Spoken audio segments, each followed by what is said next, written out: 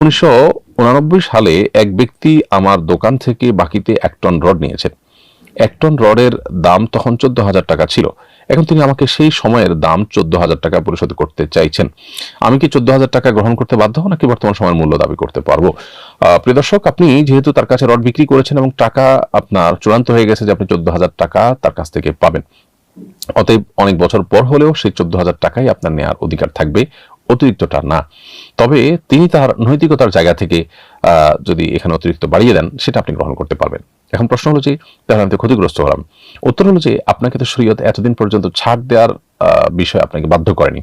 আপনি যদি চাইতেন যে কোনোভাবে তার কাছ থেকে টাকা আদায় করে নিতেন, শরীয়ত আপনাকে সে রাইট দিয়েছিল, আপনি সেটা আদায় করেননি অথবা তিনি দিতে পারেন নাই সামহাও, তাহলে এখন আপনি যে যদি এটা গ্রহণ করে ক্ষতিগ্রস্ত হয়েও থাকেন আর্থিকভাবে, কিন্তু আপনি যে সুদ গ্রহণ থেকে বেঁচেছিলেন, আপনি যে হারাম গ্রহণ করেননি, অথচ চাইলে অন্য 10 জনের মতো আপনি সে চেষ্টা করতে পারতেন, তো এটা কারণে আল্লাহর কাছে আপনি আজর পাবেন। ইমানদার সবকিছুর বিনিময় দুনিয়াতে বা নগদে প্রত্যাশা করবে না, বরং অনেক কিছুর বিনিময় ইমানদার আল্লাহর কাছে পরবর্তীতে পাবে, সে প্রত্যাশা করতে পারে।